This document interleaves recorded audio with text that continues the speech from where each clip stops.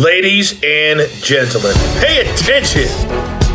This is your boy, the coach from the WWE. I would like to welcome you to the very first wrestling podcast in the world to take you on a weekly deep dive into classic matches along with legends of the squared circle. Enjoy the discussion. Enjoy the back and forth. There's so much to get into. Ladies and gentlemen, this is The Payoff.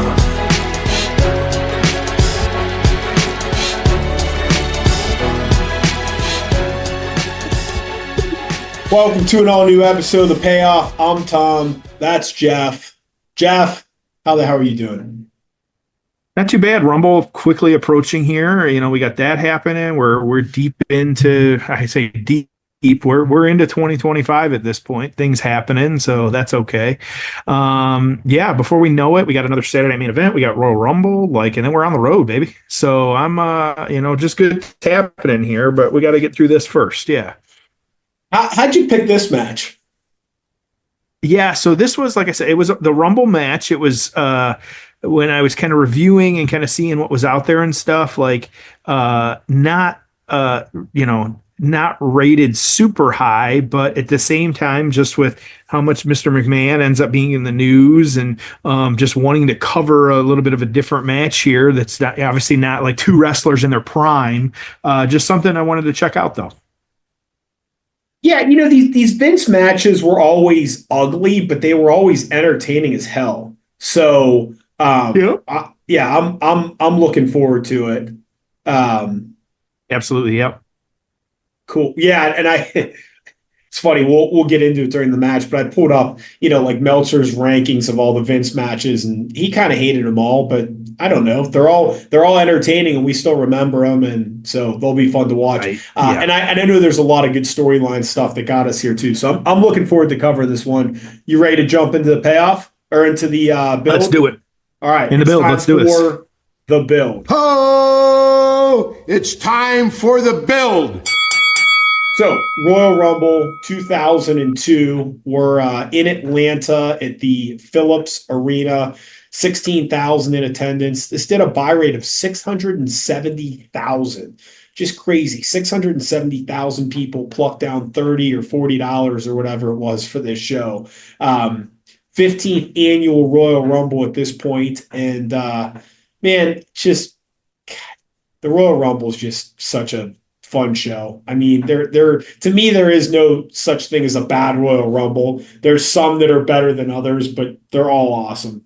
So We start off with Spike, Dudley, and Taz defeating the Dudley Boys by submission in a tag team title match in 5 minutes. William Regal is going to win the Intercontinental title over Edge in 9 minutes. Trish Stratus is going to retain her women's championship by defeating Jazz in 3 minutes. We have the Flair McMahon street fight. Then we have Chris Jericho retaining his undisputed WWF championship in 18 minutes against The Rock. And then for a shot at the undisputed championship at WrestleMania 18, Triple H is going to win the Royal Rumble by last eliminating Kurt Angle in an hour and 10 minutes. And if you don't remember, that's the Triple H Chris Jericho match that completely laid an egg following Rock and Hogan. So Flair, McMahon. Flair hadn't been in the ring in a while. This is I thought a really fun build to get to this match. So get us into how we got Ric Flair back in the ring to wrestle McMahon when Ric Flair himself thought he was retired. So we're at January 20th, 2002 at this point was when this is taking place. But we're going to go back to November, actually. This is where the feud started. Actually, it was on an episode of Raw. You had, like you said, returning to the WWE, revealing that he had bought Shane and Stephanie's stock, which meant that he and Vince were now co-owners of the company. but at the end of that year, 2021, on SmackDown, you have McMahon sharing that he was doing like a promo. He said New Year's resolutions, and so and so how they played this was Flair reminded Vince how he had tried to hire him to come to the WWE when he was under contract back with NWA in 1988, until Flair eventually left the NWA and eventually it was WCW at this point, and came to the WWE in 1991, and then he won the 92 Royal Rumble and became the champion. And so he also brought up his main event match, as we talked about a couple weeks, close to Macho Man, him, WrestleMania 8 as well too. And so Flair found a part of his contract that said that Vince McMahon was both owner and wrestler, which meant that Flair could book Vince to wrestle a match. And so McMahon said, who's got the balls to step into the ring with him? And of course, that's Flair. And so this ended up turning into a street fight because you figure they're not going to wrestle a straight match. And so I'm sure that's the real reason they did it, but Vince agreed to it. And so then you had over the next couple of weeks in the lead up to this Rumble, you had these two guys just kind of insinuating like they were each other. You had Flair, or McMahon mocking Flair, putting on his robes, hit Flair with a lead pipe, like just all this different stuff. And so really these two guys, fake owners hating each other. It's time for us to, the squared circle is the only place to settle this. And so that's what they decided to do. Love it. Yeah, I was a fan of this, man. I'm excited for the match, and we'll play some audio and watch it. But I was just a fan of what they were doing during this. I thought it was fresh, it was good, so I enjoyed it. All right, 39-minute mark of Royal Rumble 2002. Jeff, are you ready? I'm ready, man. All right, it's time for the payoff. Ho! It's time for the payoff. Flair won the 92 Rumble along with the WWF title. McMahon won the Rumble in 99. Oh, wait a minute. A lot of pride in that ring right now, and it's all on the line, JR. A couple of Royal Rumble winners in there. One man says, forget that, yeah. For to be the man, you got to beat the man, and Vince McMahon says he is the man. We find out who's the man, aren't we, JR? We certainly are. These men are co-owners of the World Wrestling Federation. Flair with a huge advantage as far as catch. All right, fans are into it, and we're off. Flair looks good enough. I mean, look, he was never a body guy, so, I mean, he looks perfectly fine, and, Vince is jacked up and looking like Vince and playing it up, and, we're off and running. Are you trying to go to the Royal Rumble this year or not? I'd really like to. The problem is right now, like I think you and I had talked about it, like it's the ticket price. Like we were talking about this not that long ago. Like I'll pull up StubHub right now as we're sitting here, but like to get a decent ticket, it was a couple weeks ago. It was just astronomical. And like we've talked about them pricing things out. Like they've really priced it out. Like it would be great to go, but it's just I don't know. Yeah, no, I get it. It's like, you also have to make a decision. It's like, okay, so, yep. To me, it's like there's like three options, right? So let's call it four options, right? One option is you can spend like $500 to $1,000 for like a good seat. Okay. Second thing you can do is like find something that's, I don't know, in a football stadium, like lower level, but still pretty far. Yeah.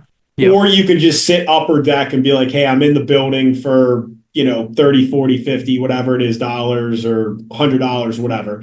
Or you can just watch at home. And I don't think there's one that's like clearly like better than the other, right? I mean, I don't fault anyone that's like, I'm going to sit on my couch with a cold beer in my hand and watch this thing. So I get it, man. So I'm looking at, which this is crazy. So you just search for Royal Rumble. It's section 619. So you're up in the very top corner in the nosebleeds. This is row 10. And this is at Lucas Oil Stadium, the football stadium too. So just keep that. So we're in a gigantic, stadium. 145 each, but that's before fees. When I click the fees on, Are it's you kidding me? 206 after the fees. That's for 2 tickets next to each other if you and I decided to go. That's up in the 600s. I'm looking right now where, like I said, you and I have talked about like that kind of area. Like even if we did like kind of on the entryway, you're not getting anything under 1,000. And then everything on the floor is over 1,000. That corner, like right as they're walking in, it's 1,500. Opposite camera side, not on the floor, so sitting on the incline a little bit, you're looking at 1,600 and close to 500 in that area. Yes. So I'm looking at here. So here's one ticket that's sold. This was section 151, which is kind of back in the corner a little bit, but a lower. Sold for $427 17 hours ago. Like just So it's not even like the prices are inflated. I mean, that's what people are paying. Those are legitimate transactions. Yep, I am looking at that right now. Yep, just kind of see. But that's wild. Like, yeah, I'm trying to see if I see any others that sold. Like none of these low ticket price. So if there's 342 in the 200s sold 13 hours ago. Yeah, just absolutely crazy. Let me do a flip here. The most expensive ticket. Let's see here. I don't know if it'll let me flip it. 1,500. I don't know where that's at. That feels to be priced out of something. Yeah. So that's everything sitting behind the camera, sitting right on the floor. Everything kind of like opposite camera angle. Like, yeah, you're looking at 1,500 on all those. Some of these got them listed like so. This is section, yeah, $5,000, $2,000, 14. Like, there's just no way. If you're listening to this and thinking about spending the $1,500, go buy yourself $1,500 worth of Bitcoin and watch it on TV. Okay. Right. Yeah. I mean, exactly. this is ridiculous. The more reasonable tickets are selling at least 400. I see here's one that sold far back on the floor. So this is like the last section of the floor. This was $660. And I'm telling you, I'm 6'1" and you can't see shit from back there, okay? No, you're watching the screen the whole time. Yeah. All right, so Flair's bleeding. Vince just hit him over the head with a garbage can. Mr. McMahon and those trash can shots, the sign shots. So we're getting some brawling on the floor here. Solid so far, fun, good. I'm enjoying it. It's funny. A friend of mine who doesn't watch wrestling, obviously is familiar with the genre. He just watched the Vince Netflix doc, and yeah, he was just like kind of blown away by it, And I said, let me tell you something. That was a pretty soft look at Vince, and I don't just mean I just mean in general. I mean, like, yeah, my theory is he had a horrible childhood and he didn't even get into it because he doesn't want to get into it. Like, he shared what he wanted to share. He didn't share everything. And obviously we know, like, I mean, with his indiscretions and everything else, you saw nothing in that documentary. Mm-hmm. Yep. So we have two of Flair's kids sitting ringside. Charlotte's not there. So two of Flair's kids there, and Vince just taunting them. But that was my summary of things to him was I was like, dude, you saw nothing. Okay, I promise you saw nothing compared to what actually this the guy's real story, through. Whatever it is. Yeah. So again, Vince kind of getting in the faces of Flair's kids on ringside. Yep. Pretty wild from a timeline standpoint. I mean, keep in mind that so this is January of 2002. The WrestleMania retirement of Flair took place over 6 years after this. So he had a pretty damn good run after WCW closed and after he was quote unquote retired.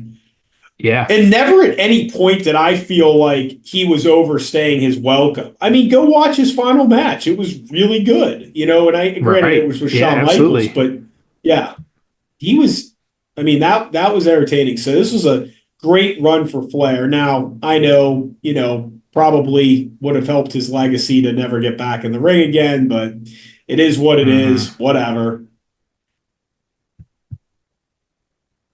Working just I say a slow match. That's kind of the best way to look at this right now. Yeah, they're not getting too crazy. Yeah. So the thing I was going to tell you before we went on the air, I was like, yeah, I'll just bring it up during this match. I find myself often thinking, arguably, two of the three biggest stars in WWE right now are Cody Rhodes and CM Punk. Yep. And Tony Khan had both of them. And pissed it away. Yep. Pissed it away. Cody would have been a lifer in AEW if you had handled him properly. Okay. Yeah. They blew that one. Going back to he wasn't just a wrestler, he was a VP. He built the company. And he had no intentions of going back to WWE. It wasn't on his radar. Okay. No. Like, it really wasn't. And you completely screwed that up.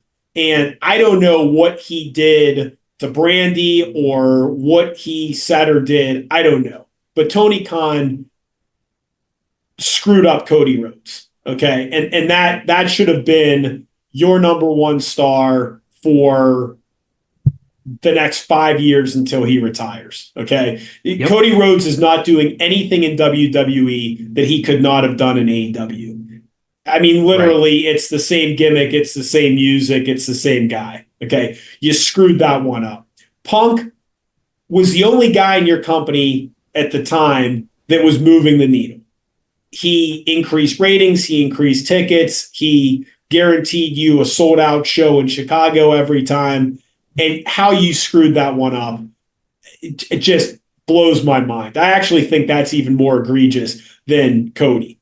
Like, it's just unbelievable how bad you screwed up the Punk thing. I just can't believe that. So, you want to talk about Tony Khan as a leader and Tony Khan, compared to Vince. I mean, Vince McMahon never lost his two biggest stars. Okay.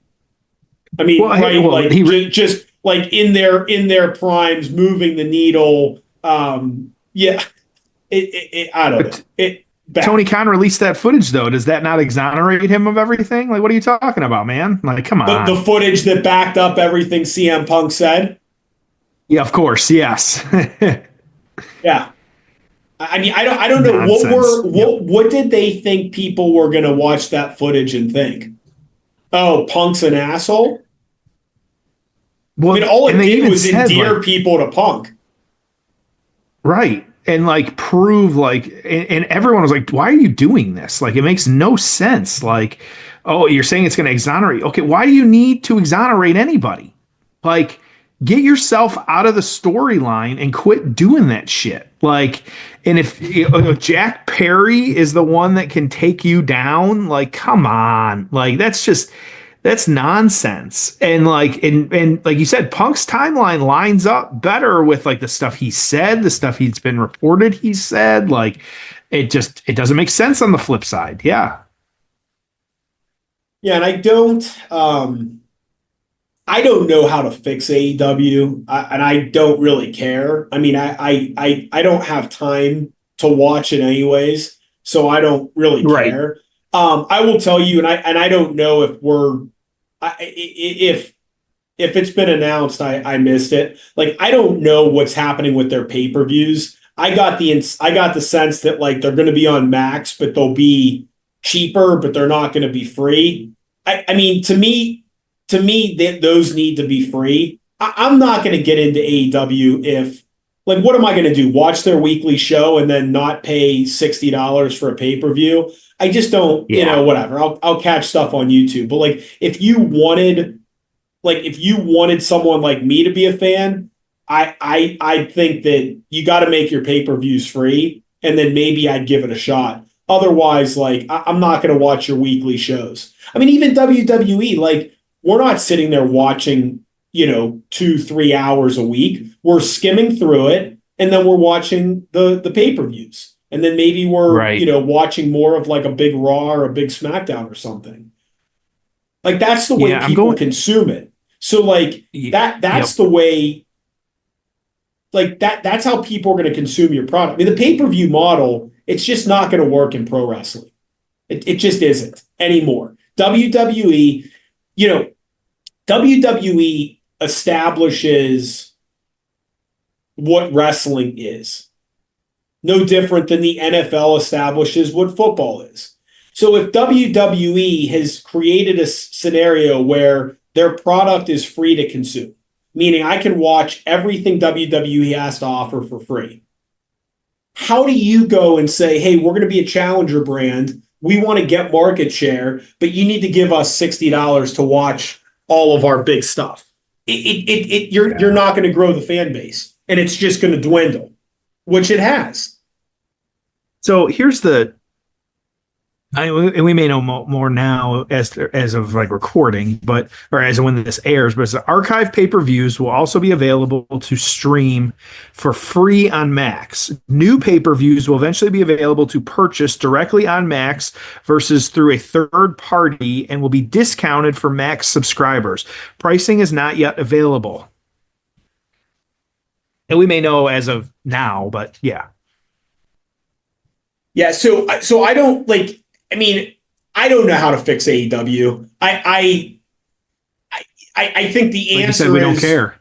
Yeah, and I think the answer is you need some killer storylines. And in the history of wrestling, how many game-changing storylines have there ever been? Right. Like there's less than 10. Okay? Like game-changing, insane storylines. Hulkamania, NWO, Austin McMahon, Bloodline, John Cena, just being John Cena. I mean, I'm just like there's not that many. I'm saying truly like insanely popular, like crazy storyline. I mean, so it's like, AEW needs one of those. They don't grow on trees. There's just not that many of them. So I don't know. I think make your pay-per-views free. There you go. Got him in the figure 4. I'm just watching Flair's face right now because I think this is pretty satisfying for him. Yep. Take out Vince, yeah. Covered in both of them, bloodied. Yep. In a bloody street fight. Oh, they're popping tonight, aren't they? I cannot believe this. And they should be proud of him. Somehow Flair reached down when I thought he was finished for sure. Boy, what a hellacious board meeting. Where else with the WWF would you have a board meeting and a pay-per-view between the two owners of the company and it end up like this? Excellent. I enjoyed it. Excellent. I understand it wasn't a Kenny Omega match. I thought it was fantastic. All right, let's get into the aftermath. Ho! It's time for the aftermath. All right, what did you think? Yeah, for what it was fine. It was good. Yeah, I was entertained. Like, I get it, it's the Royal Rumble, but like to have these two out there, like nothing to complain about. That's for sure. I enjoyed it. Again, I don't know. I mean, I think that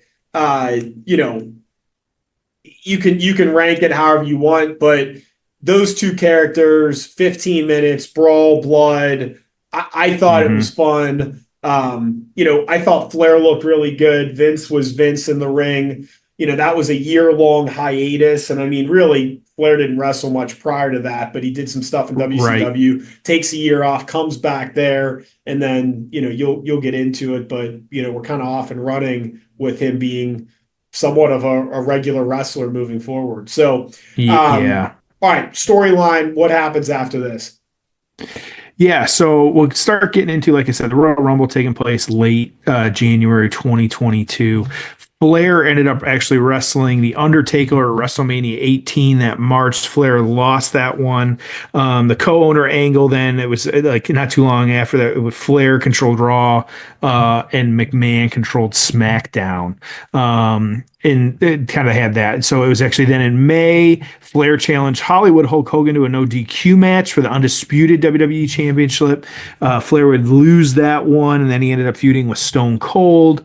You ended up at a Judgment Day, Flair teaming with Big Show and losing to Austin in a 2-on-1 handicap match. So just a bunch of different stuff. And then he got into a little bit there, Flair and Austin with Brock. So, just some stuff happening there. McMahon on the flip side, 2003, like I said, February, he tried to kind of take out Hogan. That didn't work. You had him interfering with a match against The Rock, or Hogan and The Rock. Hogan hit The Rock with the running leg drop, went for the pin, but the lights went out. When the lights came back on, McMahon, he was at ringside to distract Hogan. And so you then had The Rock with a chair, hit Hogan in the match. And so he ended up beating the Hogan with a rock bottom on that one. So then you got the McMahon-Hogan WrestleMania 19, McMahon losing that one in a street fight. He banned Hogan from the ring, but Hogan returned. Of course, he was Mr. America. So we know how that was. And so he proved that he tried to prove that Mr. America was Hogan under a mask, but he failed. And so, he claimed that he, and then ended up getting, quote, fired because, Vince had discovered who he was. So it's just, it was weird, that part of it. There's no other way to put it. So 2002, though, Flair, PWI 34, McMahon, of course, not ranked. Vince went down like he was shot. Flair got energized as he put Vince in the figure 4. Vince screamed in pain and tapped out. Fun match, everything it needed to be. It was expected to be 2 stars from the Torch. The Observer newsletter. So this was the 3rd best match or the 5th worst match. So take your pick on how you want to approach that one. They really pushed Flair's daughter Megan and son Reed at ringside, at ringside, although no angle took place. To answer the big question, yes, Flair wrestled in his trunks. Vince looked at least his arms, delts, and back like he was a few weeks from ready to compete in an age group bodybuilding contest. Match was way better than it had any right to be for 2 guys over 50. Earlier, Vince had grabbed Megan's camera to shoot a photo of Rick all bloody. He threw the camera back at her and she nearly dropped it. Flair got the pipe, clocked Vince in the head, and put in the figure 4. Vince sold it great before tapping to a pretty huge pop for 2 3/4. So you got 2 stars, 2 3/4 stars. Tom, what are you giving this for your payoff score?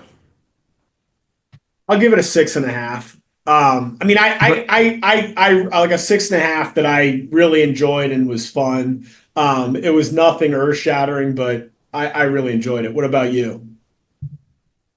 Yeah, I'm right there with you. It was like I gave it a 6. Like it was, like I said, perfectly fine for what it was. It wasn't anything to, oh my God, like thank God we got to see that, but it was still good. It was fine. Yeah, it was, these two having their battle. It's fine. Good. Well, so, next week we're staying on Royal Rumble again next week for one of the more famous matches. Shawn Michaels, Undertaker casket match.